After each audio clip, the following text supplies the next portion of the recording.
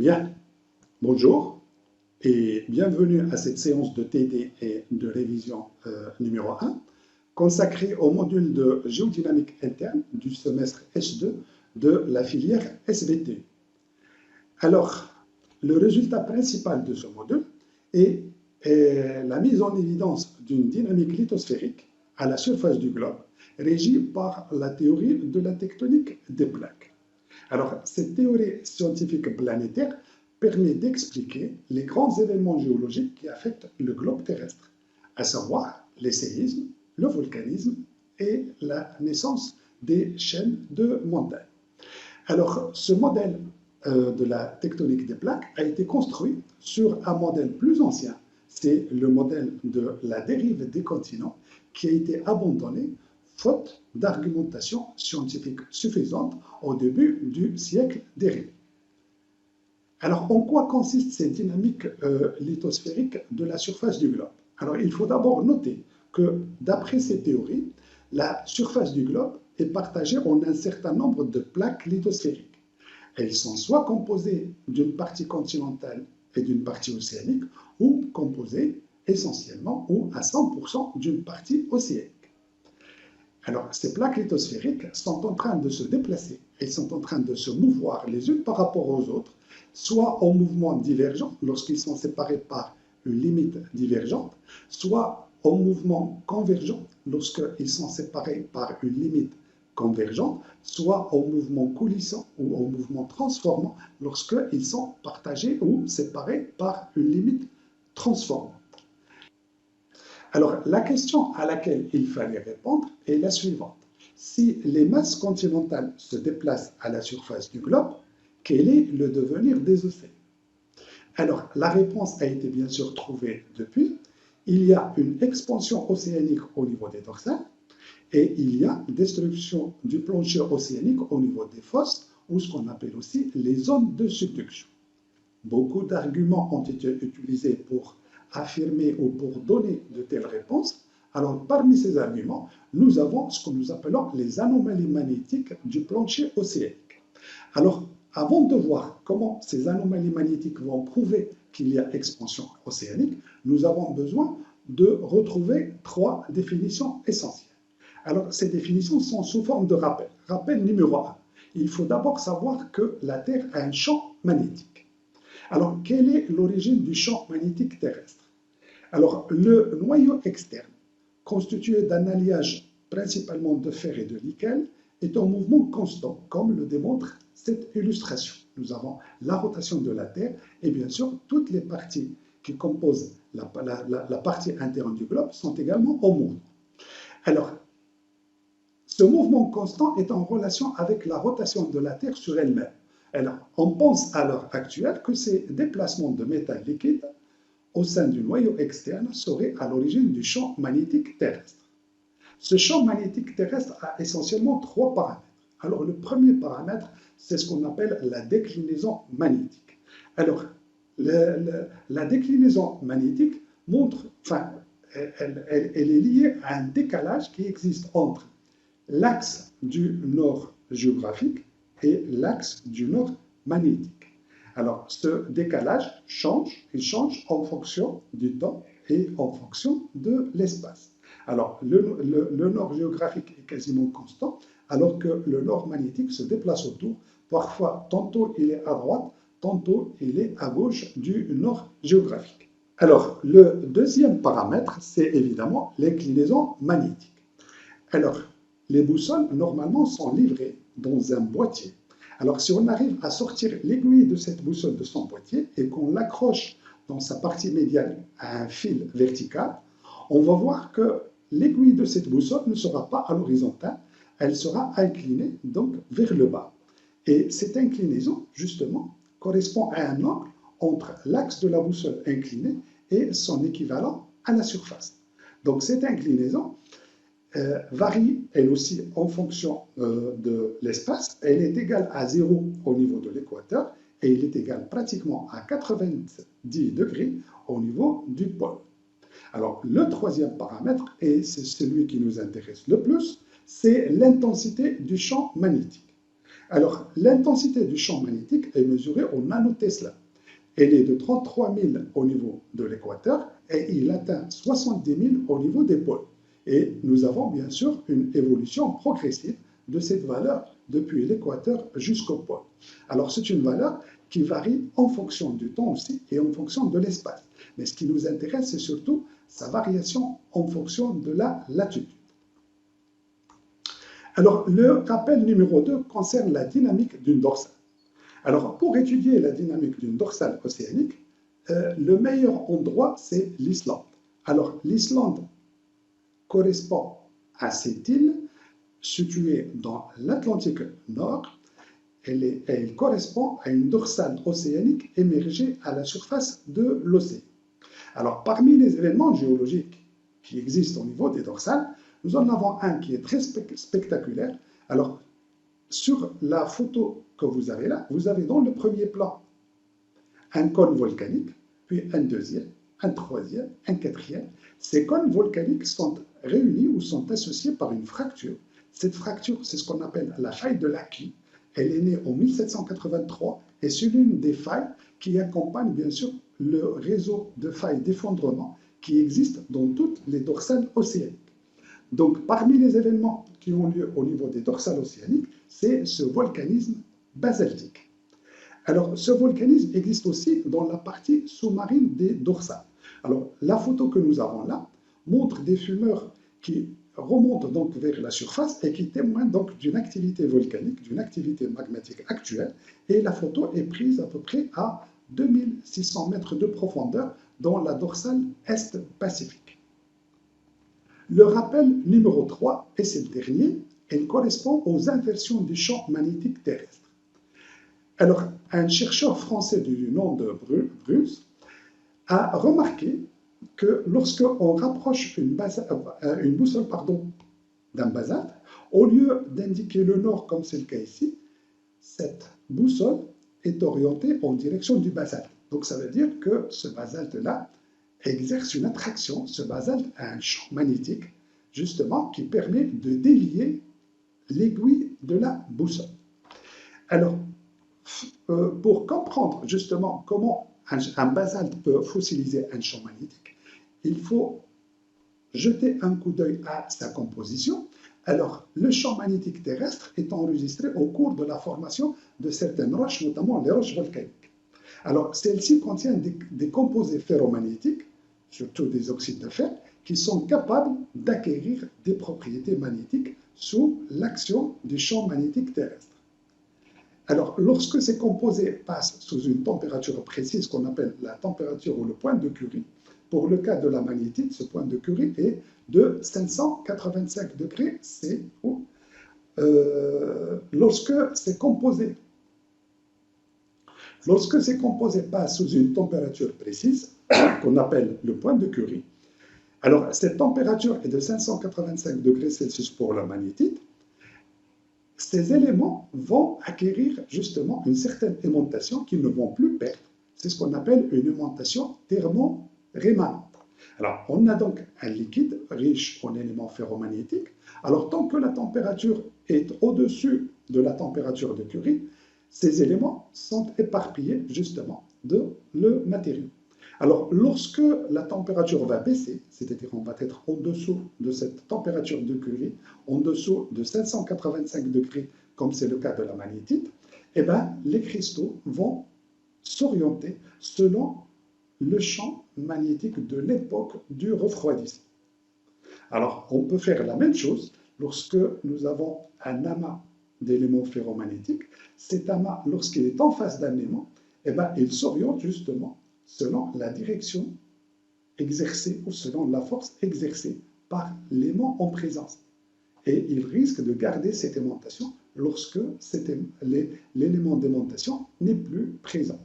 Et c'est ça ce qu'on va appeler donc une aimantation thermo-rémanente. Alors, fort de toutes ces observations, Bruce a prolongé ses observations à l'ensemble de la pile des coulées volcaniques du Massif central et il a fait la découverte suivante.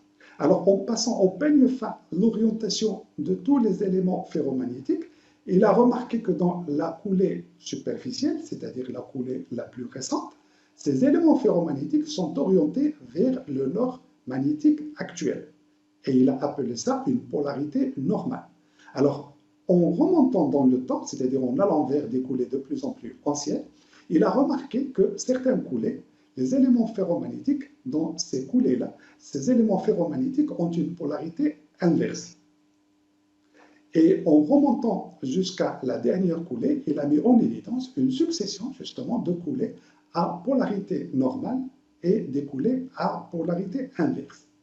Alors, un autre chercheur du nom de Matsuyama a associé justement cette colonne de coulées volcaniques à polarité normale et polarité inverse, il les a associées avec des datations absolues.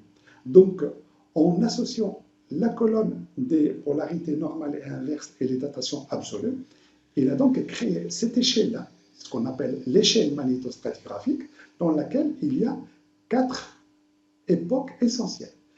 La plus jeune, c'est l'époque à polarité normale, et il porte le nom du premier chercheur qui avait remarqué cette déviation justement de la boussole par ce basalte-là, et c'est une polarité normale du nom de Bruns.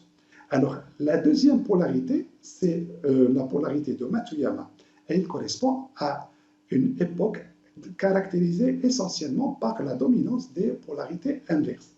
La troisième, c'est celle de Gauss, et la quatrième, c'est celle de Gilbert, des chercheurs qui ont également participé aux travaux.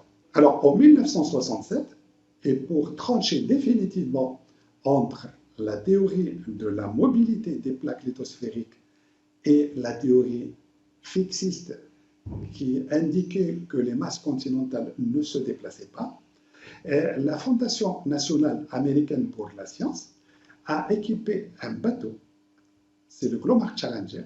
Il a été équipé pour mener des recherches scientifiques au milieu océanique. Alors, parmi les équipements, on voit là un derrick qui va servir au forage, justement, à des forages dans le plancher océanique. Ça va être des forages carottés. Il y a aussi un magnétomètre qui est bien sûr traîné très loin du bateau pour que le fer, justement, de la structure du bateau n'ait aucune influence sur le champ magnétique mesuré. Et malgré tous les océans parcourus, alors, malgré toutes les recherches qu'il a menées, les enregistrements obtenus ou les résultats obtenus sont pratiquement tous les mêmes. Alors, comment cela? Nous avons, au lieu d'avoir une valeur constante du champ magnétique terrestre, bien sûr en restant à latitude constante, eh bien, l'enregistrement obtenu grâce au magnétomètre embarqué donne des résultats qui sont complètement différents. Alors, ces résultats se présentent de la manière suivante. Nous avons tantôt des valeurs qui sont supérieures à la valeur théorique, nous avons des valeurs qui sont tantôt inférieures. Ça, c'est la première remarque. Ces variations, et c'est la remarque numéro 2, ces variations sont parfaitement symétriques par rapport à l'axe de la dorsale océanique.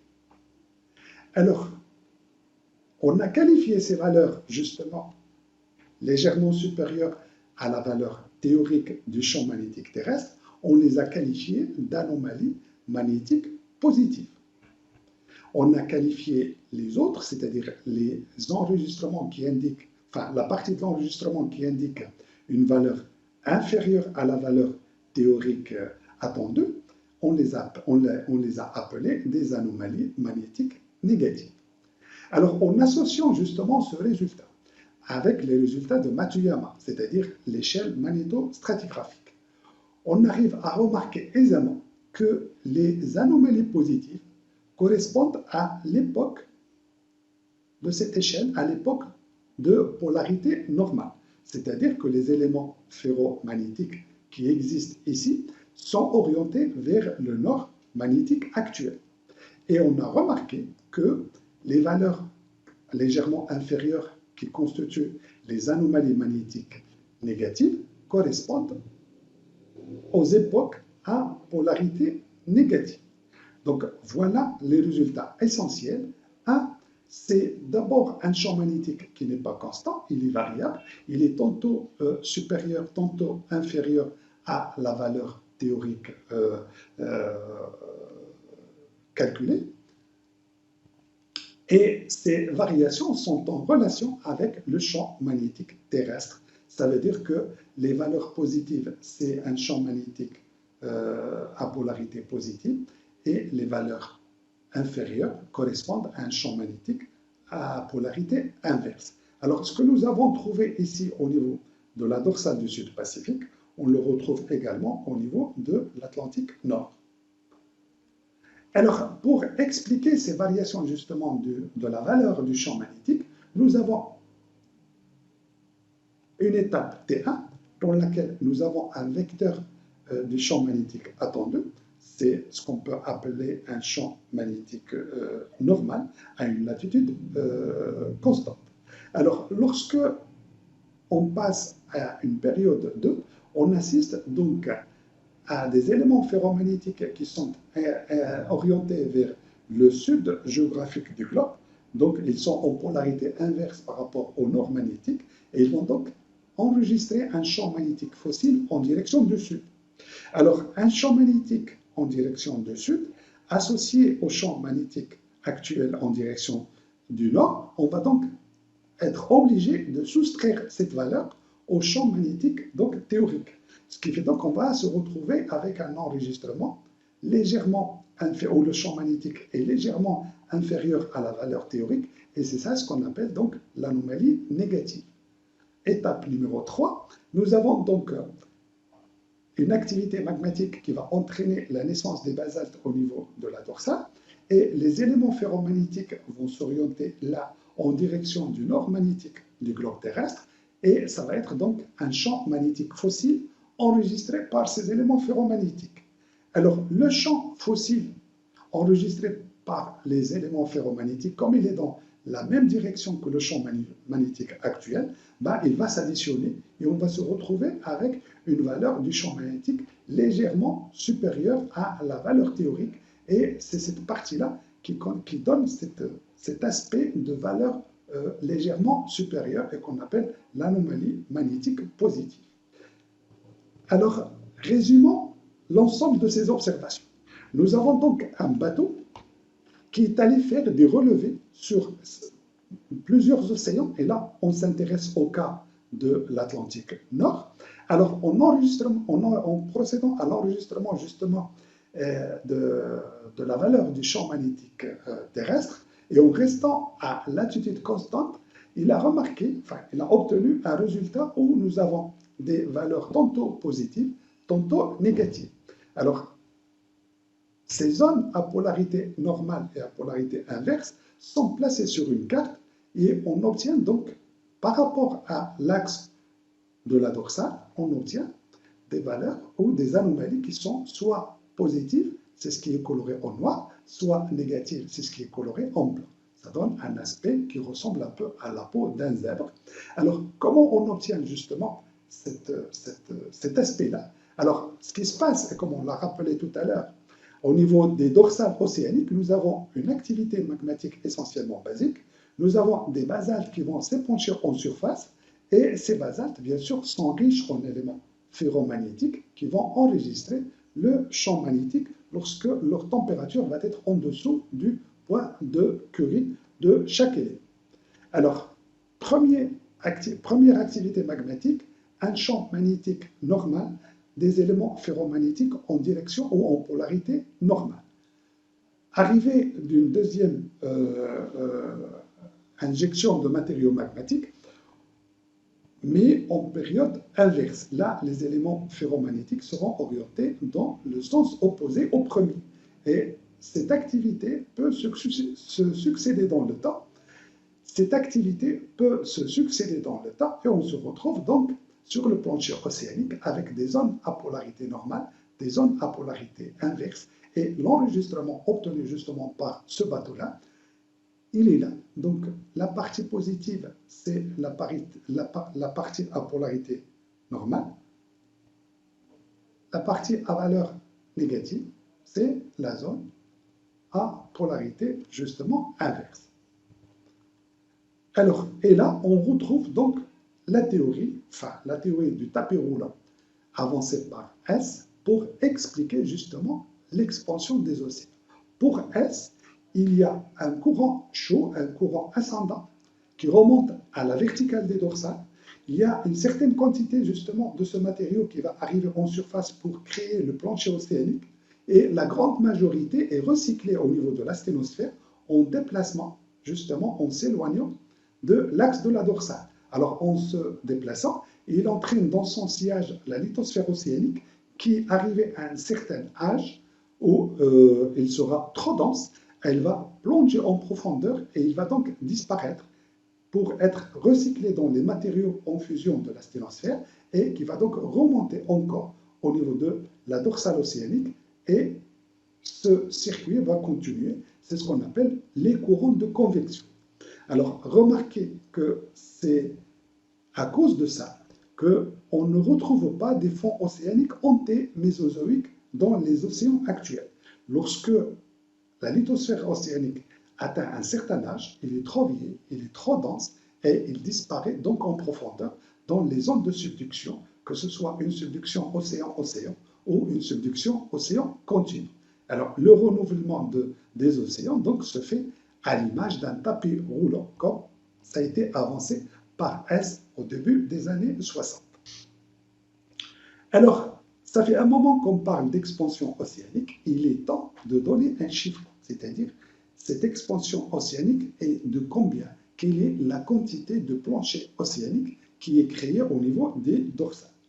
Alors, ça devient pratiquement très simple, puisque grâce aux données récoltées par les bateaux océanographiques, nous avons donc un enregistrement justement du champ magnétique avec ses caractéristiques, symétrie par rapport à l'axe de la dorsale, des valeurs positives et des valeurs négatives qui correspondent aux anomalies de même nom.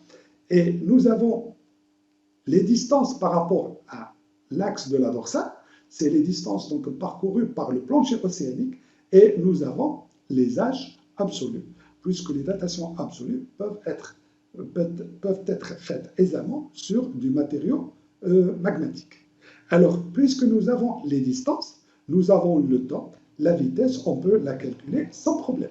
Alors, si on prend le cas de l'anomalie de Gilbert, c'est-à-dire un point sur le plancher océanique qui se situe à 4 millions d'années d'âge, il va être à peu près à 180 km.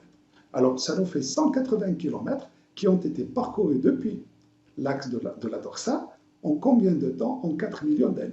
Ça nous fait donc 180 km pour 4 millions d'années. On peut remettre les choses à l'échelle de l'homme, c'est-à-dire une distance à peu près en centimètres et un temps en années. Ça nous fait donc 190 puissance 5 cm sur 4 10 puissance 6 années. Ça nous fait donc une vitesse de 4,5 cm par an pour cette partie-là du plancher océanique. Alors, comme il y a une symétrie, ça veut dire qu'il y a la même chose de l'autre côté, donc c'est une vitesse qui, au fait, il faut la multiplier par 2. Et dans ce cas-là, la vitesse d'expansion océanique est de 9 cm par an dans la dorsale de l'Est Pacifique. Histoire de vérifier, on peut faire la même chose ici, à une distance de 400 km. Alors, la distance de 400 km a été parcourue pratiquement aux 9 millions d'années. Pour être plus précis, c'est 8 millions d'années, 9. Alors, la distance, elle est là, 400 km, c'est 410 puissance 5 cm. Et là, on remet donc le temps en années. Ça nous fait donc 8,9 10 puissance 6 années. Et comme nous avons deux parties sur cette dorsale-là, il faut donc multiplier ce résultat obtenu de ce côté-là par 2. Et ça nous fait donc une vitesse d'expansion de 8,98 cm par an. C'est pratiquement le même ordre de grandeur. Donc la vitesse de l'expansion océanique au niveau de la dorsale Est-Pacifique est de l'ordre de 9 cm par an. Alors, on va voir un autre cas, c'est l'Atlantique Sud. Alors, pour faire simple, j'ai simplement gardé les mesures, justement, du champ magnétique terrestre. Nous avons l'échelle magnétostratigraphique, nous avons les âges et nous avons la distance. Alors, du moment qu'il y a une distance et qu'il y a un facteur ou un nage, facteur temps. Ça nous fait donc une distance de l'ordre de 170 km parcourus en 10 millions d'années. Alors, c'est 170 10 puissance 5 sur 10 puissance 7, ça nous fait donc 1,7 cm par an, fois 2, parce que là, on est sur une dorsale océanique et il y a une autre partie, justement, du côté est. On se retrouve donc avec une vitesse de l'ordre de 3,4 cm par an. Alors, en conclusion, nous avons donc des mesures. Nous avons chiffré donc cette quantité d'expansion océanique au niveau de la dorsale Est-Pacifique. On l'a chiffré également au niveau de la dorsale de l'Atlantique Sud. Nous avons trouvé des valeurs qui ne se ressemblent pas, ils sont très différents, mais c'est des résultats qui sont corrects, c'est des résultats qui sont justes. Ça veut dire simplement qu'il y a deux types de dorsales. Il y a une dorsale qui est rapide, c'est le cas de la dorsale Est-Pacifique, et il y a une dorsale qui est lente, c'est le cas de la dorsale de l'Atlantique Sud. Alors, merci de votre attention et rendez-vous donc à la prochaine séance.